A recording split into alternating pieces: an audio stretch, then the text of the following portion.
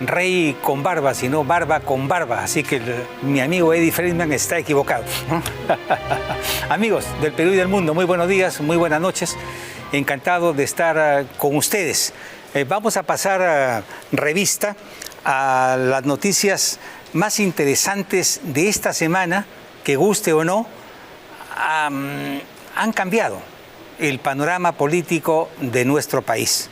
Por esta razón, hemos invitado al doctor Ernesto Blume, expresidente del Tribunal Constitucional, y a Antero Flores Arauz, expresidente del Consejo de Ministros. Y, si no nos falla, cerraremos el programa con el ex premier Otárola. Y si falla, sabemos cómo reemplazarlo por si acaso. Nuestros amigos de la competencia se preguntarán ¿cómo así han logrado convencer a Otárola? Y la respuesta es sencilla. Tenemos una productora que se llama Rocío Vara y que tiene algunas virtudes, como una voz suave, dulce, melodiosa, romántica, irresistible. Además, le dijo al ex premier que le iba a mandar su USB y que tenía una foto con sus gatitos. Así que, como ustedes comprenderán, fue una invitación irresistible. Así que creo que sí, lo tendremos al final de nuestro programa, ¿no? Y vamos a lo nuestro. Nosotros no somos un programa de noticias ni de investigación, como lo hemos dicho tantas veces, sino de análisis político. Por esta razón, no vamos a ocuparnos de los diálogos picantes de la señorita Yacerí Pinedo, que seguirán su curso en el Poder Judicial. Pero sí nos interesan las consecuencias que han originado la renuncia de un premier y la llegada de otro, el señor Gustavo Adriancén, que ha recibido muchas críticas de la APRA, de Fuerza Popular y del Rojerío, que lo odia a muerte. Yo tengo una opinión distinta. Mi madre que era maestra por vocación y dirigente sindical, fue secretaria de Cultura de la Confederación de Trabajadores del Perú por más de 20 años, solía decirme, trata que tu vida sea una línea, pero estaba equivocada. Poco a poco fui descubriendo que los seres humanos transitamos por un camino sinuoso que toca tanto el bien como el mal. Nunca somos buenos eternamente, ni tampoco malos eternamente, ¿no? Somos humanos, demasiado humanos, como pensaba el filósofo, nuestro amigo, que ya, ¿cómo era este filósofo? Nietzsche. Bueno, y voy a poner como ejemplo el caso del nuevo premier. Como millones de peruanos, él optó, con todo derecho, por una línea, por una posición política antiaprista y antifujimorista. También fue ministro de Humala y respaldó con entusiasmo a PPK y al repudiable señor Vizcarra.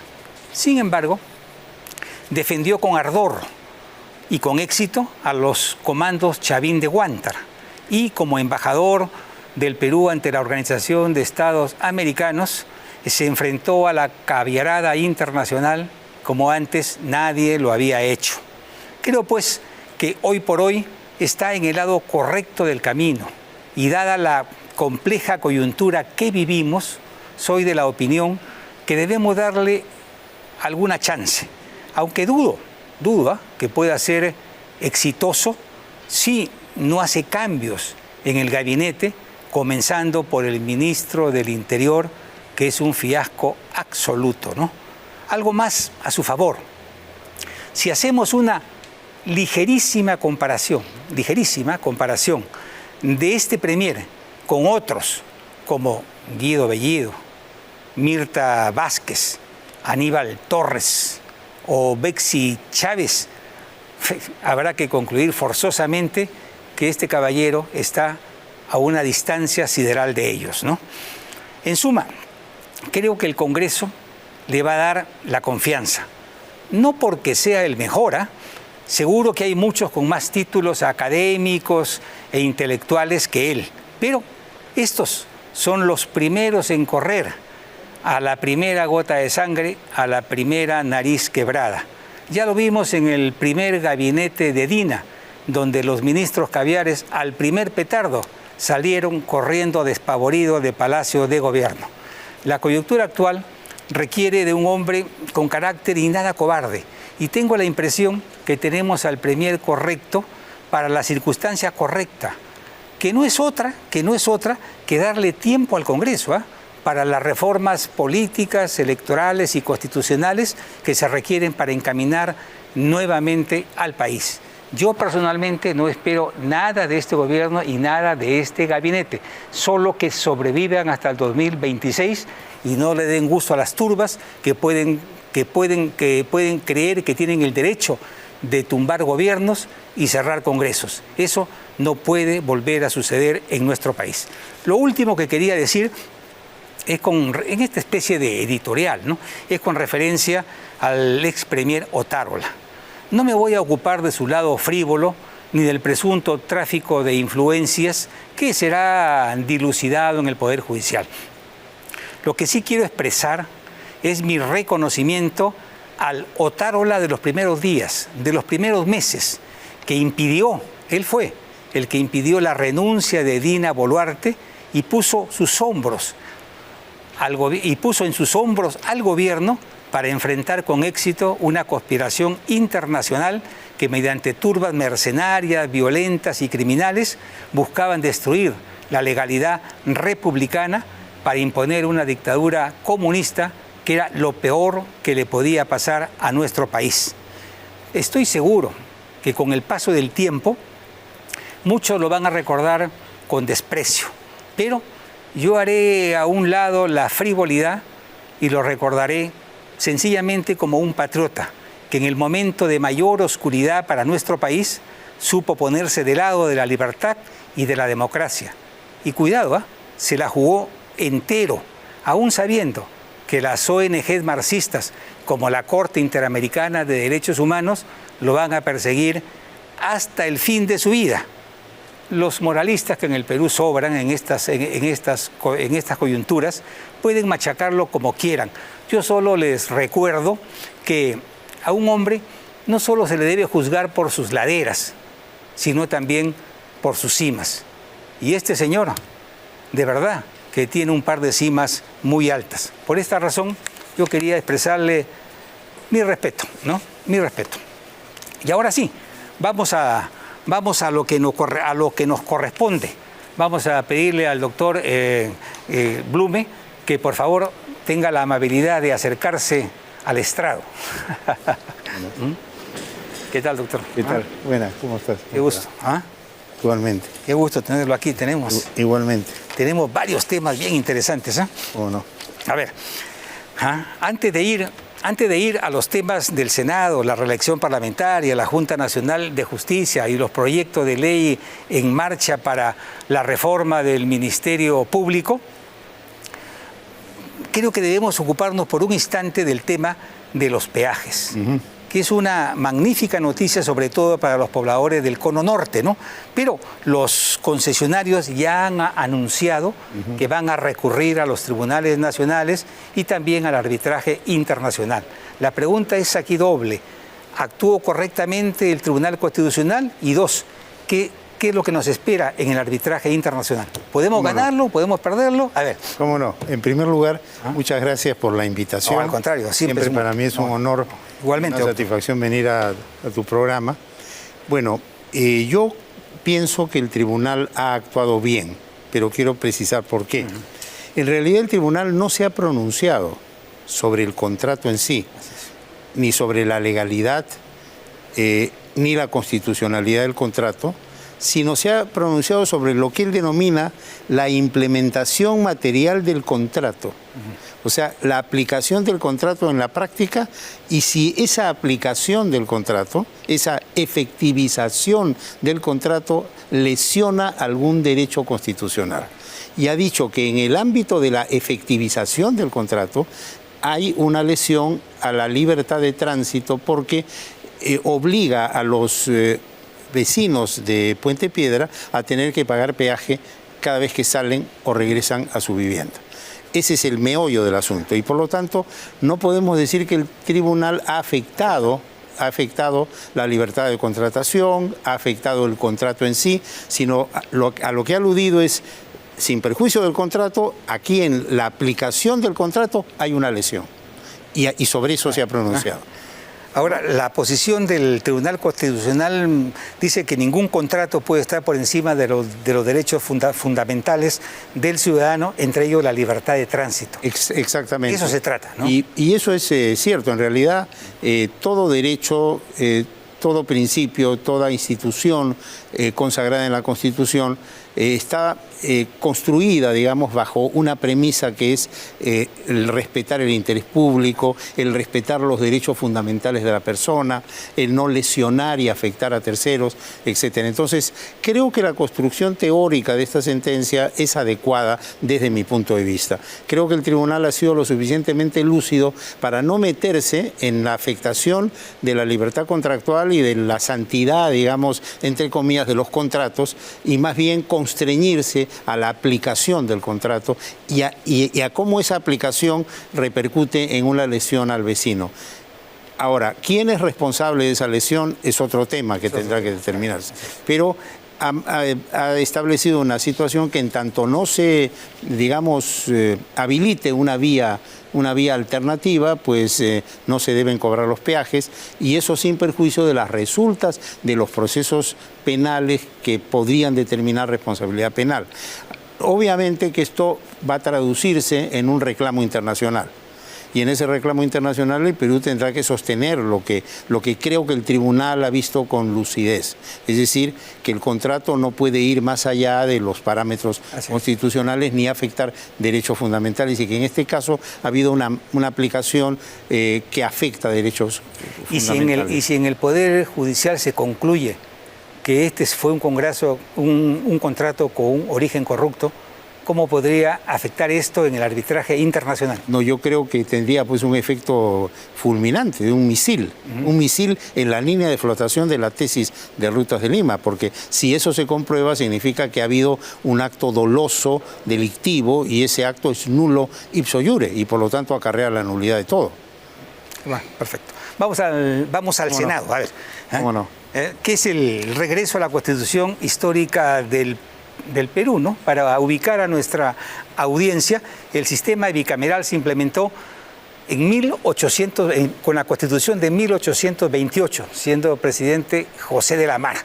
Y eso duró hasta 1993, y es donde se implementó ya el Congreso unicameral, que ha durado 30 años con sus altas y sus bajas. Con Fujimori funcionó porque tenía mayoría, pero después ha sido origen de muchas controversias y de muchos problemas, y la realidad de este Senado a partir de 2026 un poco que mejora las posibilidades. Digo un poco, yo no digo ha sido una reforma histórica, porque que sea histórica va a depender de los resultados y de lo que hagan los electores con los candidatos y lo que hagan los partidos políticos, ¿no? Porque los electores tienen que votar con sabiduría, tienen que votar con las neuronas, no con los pies, y los partidos políticos tienen que recordar que el deber fundamental que ellos tienen con la sociedad es el de proveerle dirigentes parlamentarios capaces de escoger objetivos adecuados y de guiar eficazmente y con honradez las actividades del Estado. Si no hay ese esfuerzo de los partidos políticos, esto no va a ser un cambio histórico por ningún lado, va a ser un desastre más. Y eso creo que no lo podemos permitir. Y la tarea fundamental aquí recae sobre los partidos políticos, ¿no? Exactamente. Bueno, yo creo que hay que ponderar como primer punto el esfuerzo del Congreso de la República por hacer un rescate histórico de una institución que, a la luz de lo que se denomina la Constitución histórica del Perú, es inherente al sistema constitucional peruano. Es decir, la bicameralidad como sistema de elaboración y producción de las leyes, lo cual garantiza una mayor revisión, una mayor reflexión, unas leyes más pensadas, más meditadas y por lo tanto más duraderas en el tiempo. Entonces, ese esfuerzo que ha costado mucho lograr, creo que hay que aplaudirlo. Y creo que en este esquema, el fujimorismo ha demostrado que es capaz de rectificar sus errores. Porque obviamente la creación de un Congreso unicameral, desde mi punto de vista, fue un error histórico, porque dimos un paso atrás. En un ánimo de simplificar, creamos un Congreso unicameral que se dedicó a producir leyes, una hipernormación, una sobreregulación que complicó y problematizó el tema de la maraña normativa tremenda que hay en el país. Entonces creo que es positivo. Ahora, hay que ver los detalles de esta reforma. Creo que en líneas generales está bien. Hay dos cámaras, una Cámara de Diputados, una Cámara de Senadores, una Cámara joven y una Cámara reflexiva, podemos decir. Solo a través de una ingresan los proyectos, la segunda es una Cámara revisora. Hay temas discutibles, por ejemplo, han establecido los señores congresistas, y esto lo digo yo con el mayor respeto a los congresistas, que quien es congresista ahora, por ejemplo, y no tiene la edad para ser senador, puede postular para senador, ¿no? Sí. O si el candidato presidencial puede postular para senador. Yo ahí tengo mis reservas. Yo creo que una de las características de la Cámara de Senadores es que esté integrada por gente que supere cierta edad, porque eso le da mayor, digamos, capacidad reflexiva. Es decir, se trata de combinar dos elementos propios de la naturaleza humana. Por un lado, el ímpetu de la juventud, el entusiasmo, el ser promotor, proactivo, que está en la gente joven, y por otro lado, la reflexión, la ponderación, el análisis. Entonces, si tenemos un joven que hoy es congresista y le falta mucho para llegar a los 45 años, que lo pongamos de senador simplemente porque fue congresista, con todo respeto, creo que es un error, desde mi punto de vista, ¿no? Igual que el que es candidato a la presidencia, de todas maneras entra al Senado. Eso tampoco. Creo que por ahí ha habido para mí, ciertos excesos. Ahora, pero en líneas generales yo creo que es un paso importante. Es un paso importante, ¿no? Pero no han tocado el tema fundamental, me parece, que es la eliminación de la segunda vuelta. ¿Qué pasa con la segunda vuelta? Los parlamentarios ocupan mejor dicho, se reparten las curules con el resultado de la primera votación, de la primera vuelta. Y entonces van a la segunda vuelta los dos que han sacado la más alta votación. Y el que gana no tiene mayoría nunca en el Congreso. Y eso genera trompicones, pleitos, rencillas, ¿no? Y termina en golpe de Estado. Lo hemos visto varias veces, ¿no? Sucedió con PPK, que perdió y finalmente tuvo que renunciar, y terminamos con Castillo, que dio golpe de Estado, luego llegó Pedro Castillo, golpe de Estado.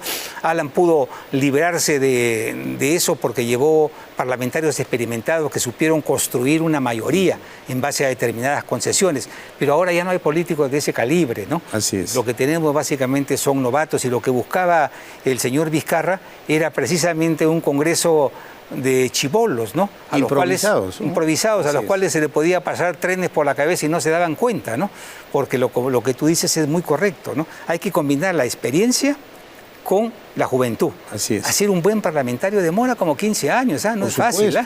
Hacer un Vallarriestra, un Luis Alberto Sánchez, un Bobby Ramírez del Villar, demora tiempo, ¿no? Un Ernesto Alaiza Grundy. Ernesto Alaiza Grundy, ¿cómo no? Por supuesto, ¿no? Y tantos otros más, ¿no? Tausen. Así es, ¿no? Un Jorge demora. Un Malpica, ¿no? La gente aquí se asombra porque dice, hoy otra vez los parlamentarios se quieren reelegir los mochasueldos, No, eso no tienen ninguna posibilidad de ser reelegidos. El 90% de los parlamentarios actuales que van a intentar la reelección no van a ser elegidos. Vamos a tener un parlamento 90% de rostros nuevos, nuevecitos, ¿no? Y rueguen ustedes que los partidos se escojan correctamente y que ustedes, los ciudadanos, voten con sabiduría, ¿no? Ahora, yo creo que es muy positivo el haber eliminado esta prohibición de reelección, porque, como tú bien dices, por supuesto, el que entra en política entra, tiene vocación auténtica, para hacer carrera política. Claro. Y si es un buen parlamentario, que repita 2, 3, 4 y 5 veces, claro, de eso se magnífico, porque tenemos gente entrenada. Sin embargo, este señor tan nefasto que fue Vizcarra, y que es Vizcarra, metió pues ese veneno en la población, ¿no? De que había que prohibir la elección, lo cual nace de una filosofía inconstitucional, que es la filosofía de la desconfianza. Es decir, desconfío de todo, entonces prohíbo, limito, corto, lesiono derechos y voy parcelando el Estado constitucional porque a mí me conviene manipular. Entonces, eso se tiene que acabar en el Perú. Y creo que se tiene que acabar, y no sé si tú coincides conmigo, lo que el doctor Bedoya Reyes llamaría este pleito de plumas, ¿no?, de la coyuntura y de la cosa pequeña, y tenemos que entrar al gran debate nacional pensando en el 2026. Es decir, una agenda política elaborada en donde tengamos despejado el terreno y digamos, hasta el 2026 el país tiene que hacer todas estas medidas para sacar adelante la situación. Un movimiento encabezado por el propio gobierno. Yo sugiero, y me he permitido señalar algunos puntos, por ejemplo, el tema del crecimiento económico, el tema de la seguridad ciudadana, el tema de la reforma electoral, el tema de la educación, el tema de la salud, son temas vitales. Y ahí quizás este sea el momento para buscar un acercamiento entre el gobierno y todas las fuerzas políticas. Es decir, ya el plan inmediato es 2026, elecciones y cambio de autoridades. Mientras tanto, unirnos para construir una serie de medidas que permitan ir avanzando en el desarrollo del país. Eso creo que es lo serio. Y eso es lo que debería ser la agenda nacional en este momento. Sí. No sé si coincides conmigo. Sí, por supuesto. Pero quería volver un instante al tema de la segunda vuelta. Si eso fuese realidad, ¿no?, entonces, y los parlamentarios se escogen no en la primera vuelta, sino en la segunda vuelta, vamos a tener dos resultados. Primero, la eliminación de todos los partidos que existan. Van a quedar 4 partidos máximo, ¿no? ¿No? Eso es fundamental. Se acaba esta especie de pandillaje parlamentario que en estos momentos tenemos, ¿no? Y no se ha podido llegar al acuerdo de eliminar la segunda vuelta porque los partidos pequeños serían los más afectados y en consecuencia no prestan sus votos para una reforma constitucional. Eso es producto, ¿no? Y hay que decirlo, porque yo soy partidario de recordar las cosas para que la historia no se repita. Eso es producto de una sentencia que emitió la mayoría del Tribunal Constitucional, que yo integré con mi voto en contra, que constitucionalizó, entre comillas, el transfugismo y atomizó el Congreso. Entonces, tenemos estos pequeños grupos por esa sentencia. ¿Te acuerdas que antes se por prohibía, supuesto, ¿no? Claro. Pero coincido contigo, yo creo que hay que buscar mecanismos, uno de ellos podría ser ese, para que el que gana tenga el suficiente respaldo y tenga mayoría, que se pueda gobernar. Tenga mayoría para que pueda gobernar. De otra manera no es posible gobernar en el Perú. Así es, exacto. ¿No? Así es. Exacto. Como se hace con los alcaldes, ¿no? Que el que gana tiene mayoría automática, ¿no? Así es, así es. ¿Ah? Y el tema de la reelección parlamentaria, seguimos con él. Algunos dicen, ¿cómo es posible que hayan aprobado la reelección parlamentaria si ya el pueblo en referéndum prohibió la reelección, ¿no? Esto es un disparate, ¿no? Ya que según la ley de participación ciudadana está establecido que lo que se acuerda en un referéndum tiene una vigencia de 2 años. ¿Han pasado cuántos? 5 o 6 años, ¿no? Por supuesto. O sea, esa es otra falacia que le he oído a varios... caviares, sobre todo caviares, ¿no? Que relativizan todos los conceptos. Entonces ahora nos quieren vender el espécimen que porque se hace una reforma con referéndum, ese referéndum crea una inamovilidad y es un cambio sagrado y eterno en la Constitución que no lo puede modificar. En piedra, ¿no? Entonces eso es un absurdo. Pero a estos personajes hay que refutarlos como tú bien lo haces y hay que decirles que están equivocados y que no sorprendan a la comunidad y al pueblo y estén con este tipo de argumentaciones. O sea, es absurdo. Si la Constitución establece 2 fórmulas de modificación, el hecho que tú hayas modificado con referéndum no te impide que después puedas modificar con 2 legislaturas. ¿De dónde sacan eso? ¿Dónde distinguen si la Constitución no distingue? Y escucho los resúmenes, sobre todo de la prensa provinciana, diciendo lo que decía antes, ¿no? Uy, quieren reelegirse, qué barbaridad, van a regresar estos sinvergüenzas al Congreso. Y la respuesta es muy sencilla, no van a regresar, el 90% van a ser, repito, absolutamente nuevos, ¿no? Además, mira, hay una cosa que hay que recordarle. Pero perdón, ¿no?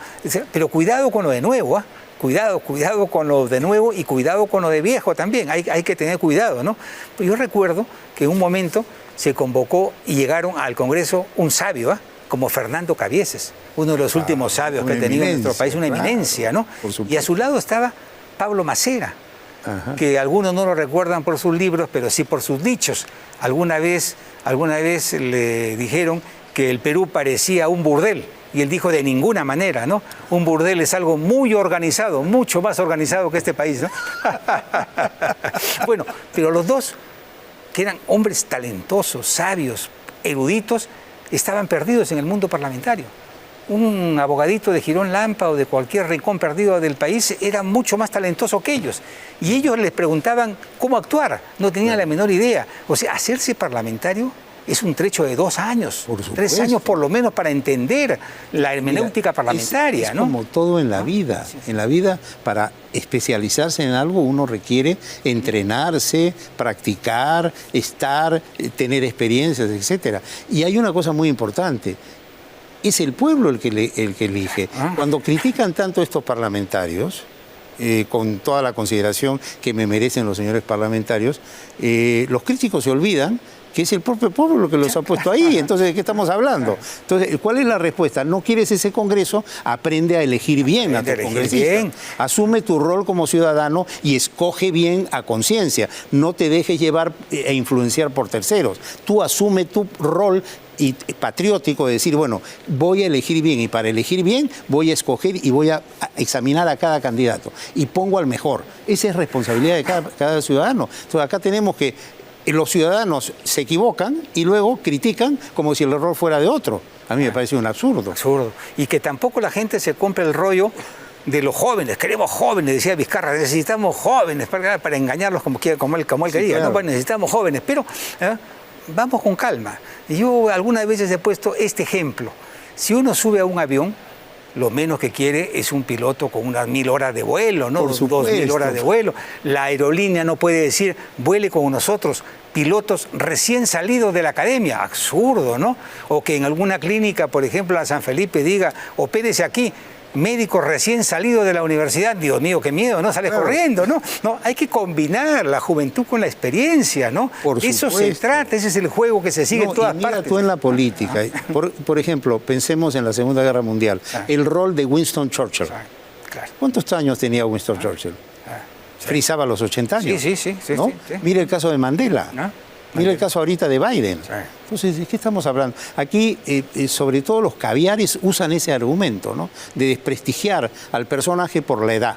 Y si por otro lado reclaman igualdad y no discriminación, ¿por qué quieren discriminar a la gente mayor? A mí me parece un absurdo, eso es inconstitucional. Absurdo, ¿no?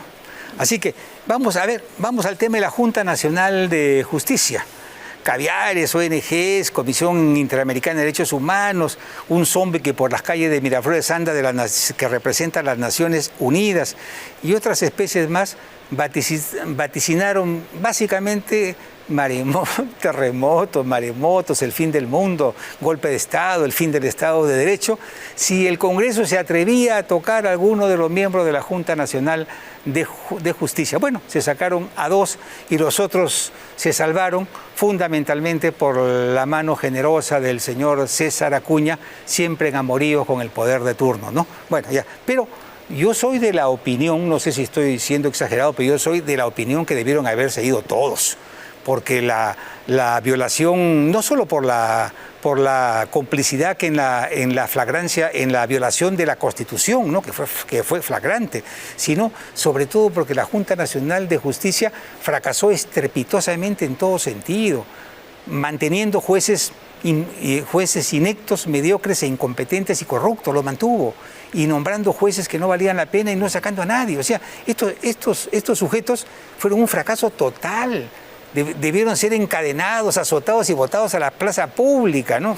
Sí, bueno, yo coincido contigo. Yo creo que no es coherente, además, que tratándose de una infracción constitucional identificada, en la cual todos intervinieron y todos votaron y todos consintieron, el Congreso saque a unos y deje a otros. Eso a mí me parece que revela una incoherencia. Ahora, coincido contigo.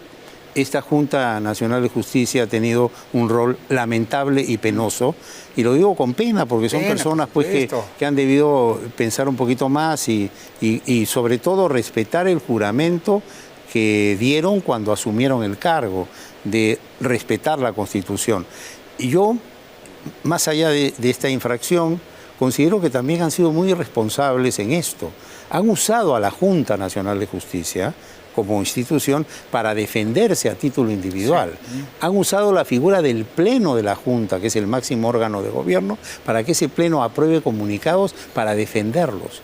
Y han armado un escándalo nacional e internacional señalando que si los tocaban se caía la democracia. Y eso, para mí, solo ese comunicado, en donde ellos dicen esa barbaridad, merecería su destitución inmediata.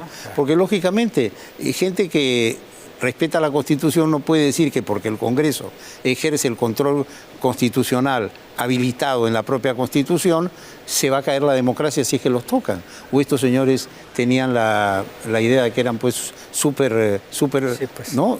superiores a los demás e inamovibles. Y además portadores y autores de una injusticia total, ¿no? A Patricia Benavides la guillotinaron en una sentencia expresa en 24 horas. Eso, ni Stalin hacía eso, ni Stalin. Además, Stalin se tomaba la molestia siquiera de... siendo una funcionaria aforada. Impresionante, ¿no? Y ahora viene algo muy serio. Se aprestan a nombrar o a ratificar a los miembros, al presidente de la Junta Nacional, al presidente de la OMPE, y a la jefa de la RENIEC, que son absolutamente cuestionados y no garantizan un proceso electoral transparente, ¿no? Es verdad. Y eso va a originar otra batahola en el país. Así que espero que los nuevos miembros que se han incorporado a la Junta Nacional de Justicia, que son 3, de alguna manera sean un equilibrio. Yo creo que la reflexión, después de toda esta experiencia, debe imperar y deben rectificar, ¿no? Es muy importante la posibilidad de rectificación, que muchos han olvidado. En la vida y en las tareas políticas, un buen político y un buen gestor y un buen funcionario es el que tiene capacidad de reflexionar y aprender de sus errores y no emperrechinarse en una posición negativa y agravando su situación y la situación del país. Entonces yo ahí creo que de repente hay alguna luz en el camino. Perfecto, doctor. Muchas gracias. Pues ha sido excelente conversar con usted y escuchar su posición sobre temas tan importantes para el país. Muchas gracias. Hasta luego. Saludos. Nos vemos. Y ahora sí vamos a invitar a Antero Flores Arauz. A ver. Muy bien. Presidente del Consejo de Ministros. Pausa, ¿no? Pausa. Y regresamos con Antero Flores. ¿Y ya llegó el premier, Otárola, o no? ¿Sí?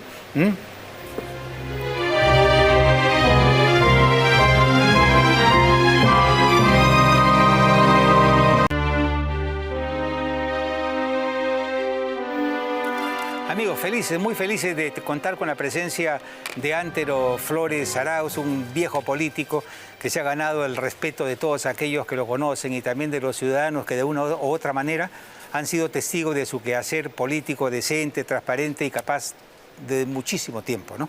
Antero ha sido, por ejemplo, ahora, en esta coyuntura tan difícil, tan compleja, una de las pocas voces que se escucharon positivas con respecto a la designación del señor Adriancén como nuevo primer ministro. ¿Tú lo conoces de antes, Antero?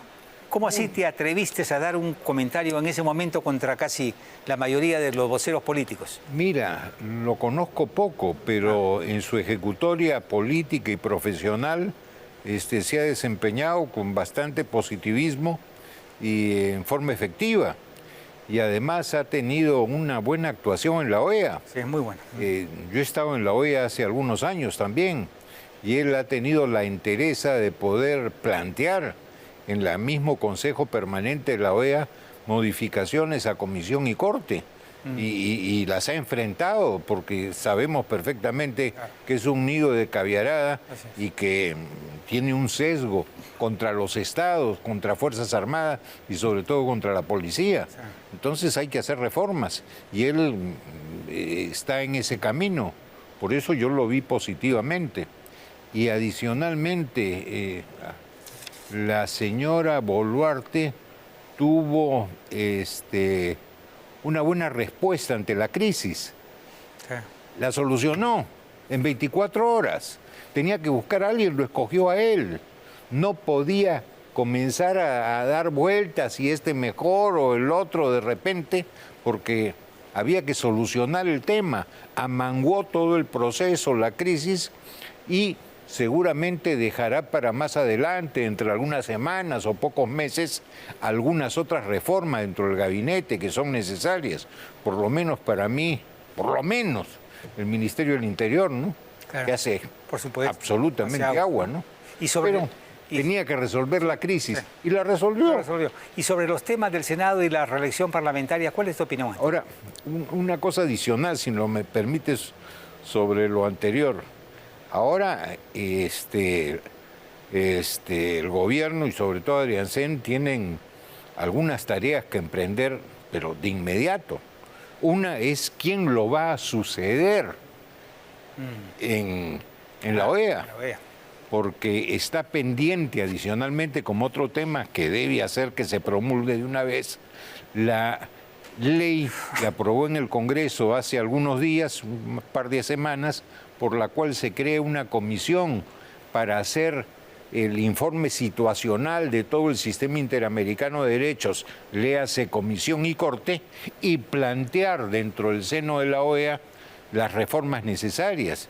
Entonces necesita a alguien que esté representando al Perú en la OEA, que haga el trabajo de lobby con todos los otros estados, a través de sus representantes ante la OEA, para buscar que apoyen estas propuestas del Perú. Perdón, creo que estaba propuesto Alberto Borea.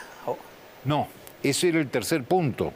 Alberto Borea, he visto en algún medio que estaría propuesto, no sé si lo está, para que el Perú lo proponga como miembro de la Corte Interamericana de Derechos Humanos. Si eso sucede, sería excepcional. Borea es un abogado muy competente, un buen constitucionalista, por supuesto, y un hombre con mucha experiencia, ¿no? Sobrio, sobresaliente, siempre fue el hombre más brillante de su generación. Excelente. Tuvo un par de problemas que le hicieron mala prensa, pero la calidad, la capacidad y la brillantez de Tito Borea, por supuesto, que sería un lujo para el Perú tenerlo o en la OEA o tenerlo en la Corte, ¿no? Interamericana de Derechos Humanos. Yo preferiría en la Corte. Sí, ¿no? Yo lo preferiría en la OEA. Pero, en fin, a ver, Senado, reelección parlamentaria, a ver. Bueno, a mí me parece una buena decisión la segunda vuelta, la segunda votación del Congreso de la República a favor de estas modificaciones constitucionales para regresar al Senado. Acaba de estar Blume, que lo escuché, y toda su argumentación muy clara por la conveniencia de volver a la bicameralidad. Yo te soy muy franco. Hemos estado ambos en congresos bicamerales. Bicameral y unicameral. Unicameral.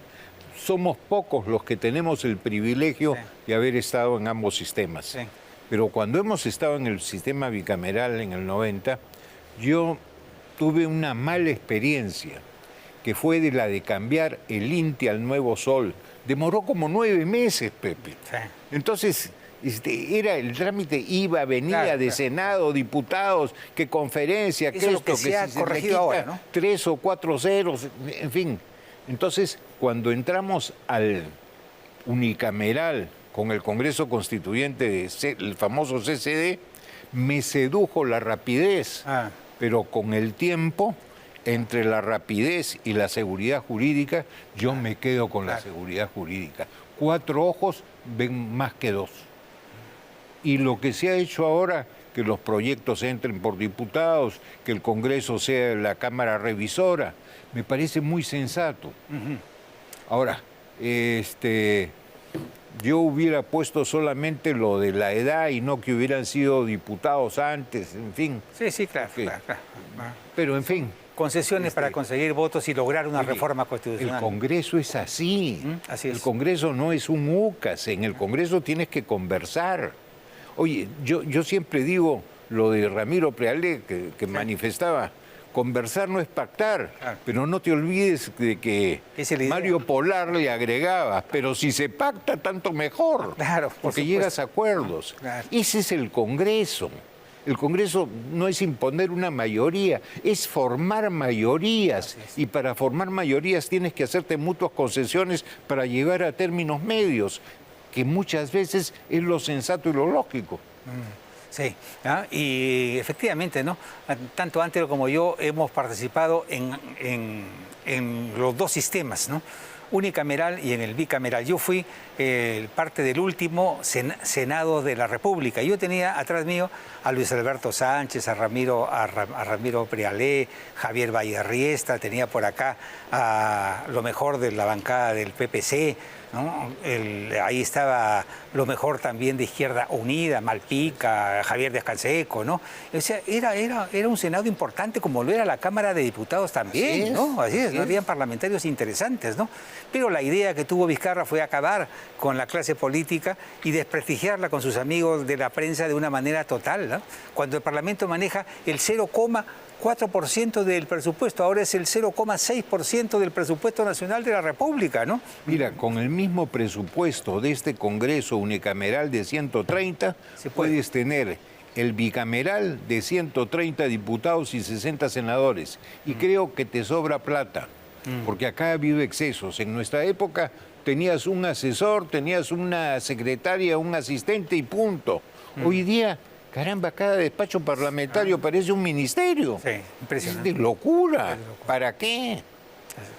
Es un cambio importante, es un paso que hay que mejorar y eso va a depender, como lo dije antes, de la buena voluntad de los electores, de sus neuronas, de su inteligencia y de los partidos políticos que tienen que poner lo mejor de su vidriera, porque necesitamos reconquistar a la opinión pública o de alguna manera mostrar que los partidos políticos no es lo que se dice y que tienen voluntad de mejorar, porque fuera de los partidos no hay democracia, ¿no? Y los partidos políticos son los que tienen que mejorar, ¿no? Pero también tenemos que hacer las modificaciones a todo el sistema electoral. Sí. Oye, no tiene ninguna lógica que tengas tantas leyes dispersas, reglamentos por gusto y que te exijan tantas cosas a los partidos políticos. Tenemos que hacer esas reformas y también entender por qué la gente que puede aportar al país no quiere estar en política. Porque los mismos políticos se las han puesto negras, les han creado el tema en la ley de contratación del Estado, que si tú eres altísimo funcionario como ministro, parlamentario, etcétera, ningún pariente puede contratar con el Estado. Claro. ¿Y por qué no puede contratar con la Universidad de Ambo, por ejemplo? Una locura, ¿no? Pero antes... Lo otro, sí. La unidad de inteligencia financiera. Eres persona expuesta políticamente 5 años más que dejaste el cargo, que es en la vía imposible. Y la tercera, que es la peor, la declaración de intereses, en que tienes que poner qué hacen tus parientes, no sé hasta qué cuál grado. generación, y qué grado. Es de locos. Todas esas cosas hay que modificarlas si queremos que haya gente que puede aportar a la política y no advenedizos. Y hay que tener claro que la burocracia es uno de los grandes enemigos que tenemos como país, pero tenemos que hacer un alto. No es un alto. Ya llegó el ex premier Otárola, lo tenemos aquí. ¿Sus gatitos o? Solo, serio, ¿no? Era estático y parado. Disparé un beso a su boca, casi se me vuelve loca.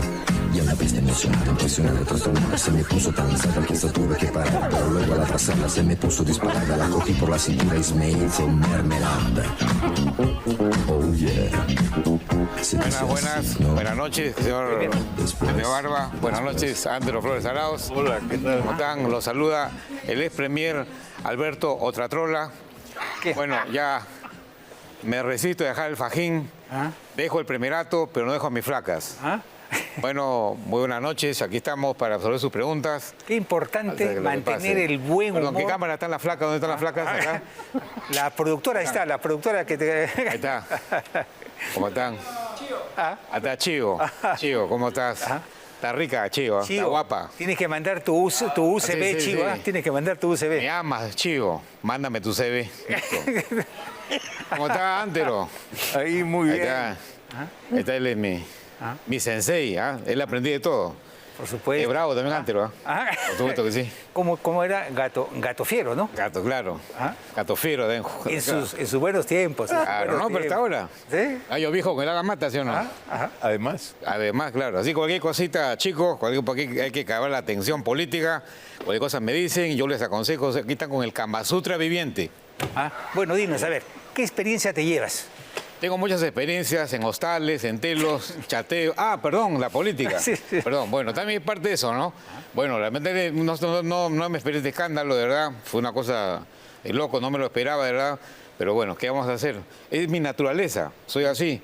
Soy recontra calentón, recontra ardiente. Hace poco tuve un problema con mi mujer, le dije a mi esposa, le dije, mi amor, le digo, oye, vas a tener una noche caliente y ardiente, y me llevé el ventilador. Bueno, ¿dónde está la chica? ¿En qué cámara está la chica? Ahí está la chica. ¿Cómo está, mi amor? Un beso para todas las hembras, las flacas. Aquí estamos en Rey con Barba, con Antero y Pepe. Somos una banda, somos los chicos malos. A todas las chicas, quiero un mensaje, le doy a todas las chicas, para ustedes. Mire, escucha, si el sexo alarga la vida, ven que te hago inmortal. ¿Listo? Punto. Cuando quieran, como quieran, por donde quieran. ¿Cuál era el secreto de tu relación con Dina? ¿Por qué se llevaban tan bien? A ver. Bueno, Cuéntanos. existe una afinidad, tenemos una complicidad también, digamos así, política, ideológica, partidaria, y bueno, hemos llevado adelante tantos proyectos acá, pero bueno, se han quedado muchas cosas, ¿no? Pero no esperaba que iba a ocurrir esto, y bueno, vine de Canadá a Lima y vuelvo a Canadá, porque esto va a seguir, ¿no? Sí, claro que va a seguir. Claro que va a seguir, pero hay que tener confianza y esperanza en la justicia peruana si hay, porque tú sabes que conversaba una vez con un amigo que me decía, el gran drama del Perú Las instituciones. es que la justicia está corrompida. Así es, sí. Decía, y otro que estaba dijo, lo cual para mí es una buena noticia porque yo tengo plata. Así, es verdad. Y un mensaje muy importante, las instituciones democráticas muy venidas a menos. Ahora me doy cuenta de lo que estoy en el llano, que estoy un luchador de la calle, como lo he dicho en la conferencia. Mira, para un puesto de trabajo te piden antecedentes penales y antecedentes judiciales, ¿sí o no, Antero? Sí. Pero para el Congreso, no importa el tipo de delincuente que seas, No importa. entras de frente. Y punto. Así es.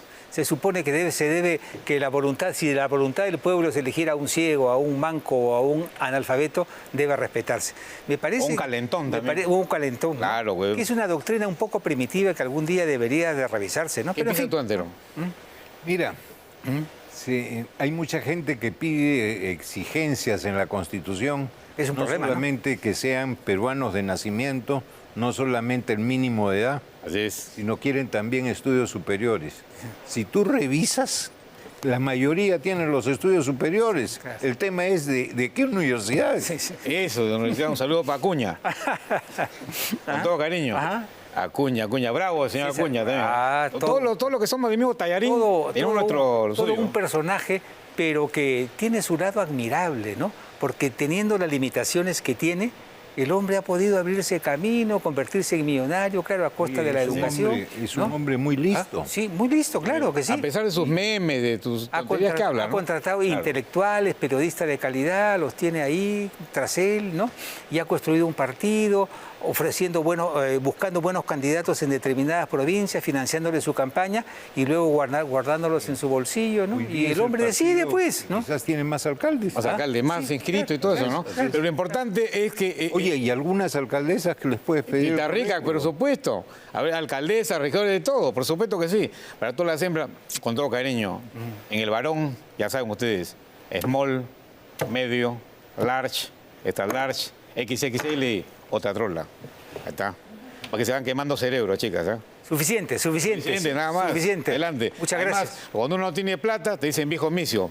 Pero tienes la billetera gorda y con poder, te dicen bebé, ¿sí o no? Así que cualquier cosa, chica, que me agarran peladito nada más. Fiu, fiu. El bebito Fiu Fiu está en el complot, el bebito Fiu Fiu.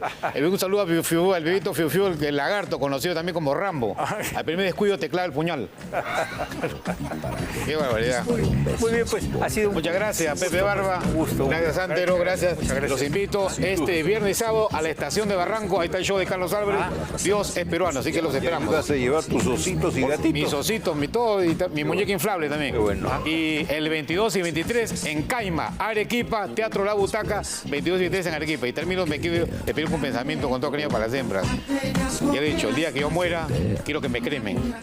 Y que echen un poquito de mis cenizas en la puerta de todas las casas de que fueron mis mujeres. Ese será el último polvo que le voy a echar. Muchas gracias. Buenas noches. Pausa y regresamos. Voy.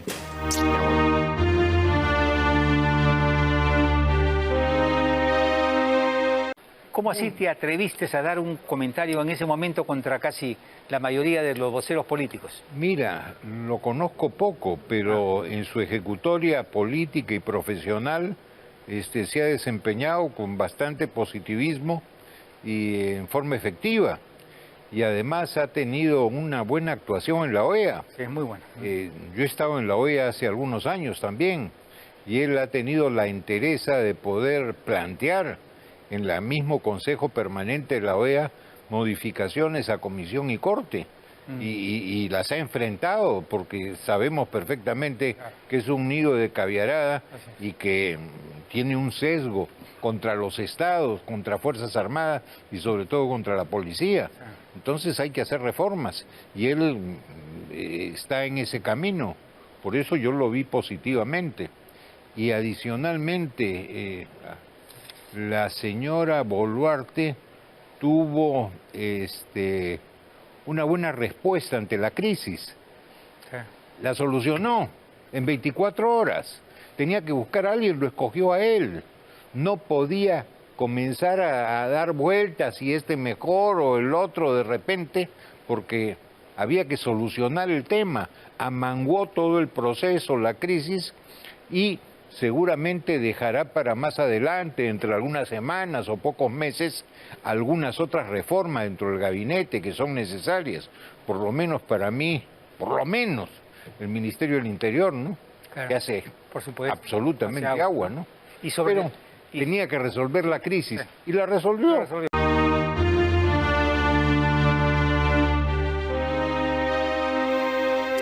A ver, pongan la carátula de Expreso, por favor, de mañana. ¿Qué dice ahí? Será un fracaso. Ese es un tema dramático, palpitante y de consecuencia desastrosa para el país, porque el gobierno sigue metiendo y metiendo plata, que es, como yo he dicho, tirar agua sobre piedra caliente. No hay forma, es una empresa quebrada, ¿no? Sin embargo, insisten en eso. Este es el hombre que más sabe, César Gutiérrez, sobre hidrocarburos. Bueno, amigos, tenemos que concluir. Ha sido un gusto estar con ustedes. Nos vemos el próximo domingo en vivo y en directo, como siempre. Gracias, Antero, por tu presencia. Y amigos, no se olviden, sigue Javier Luna en Noche de Luna. Buenas noches, pásenla bien y a cuidarse.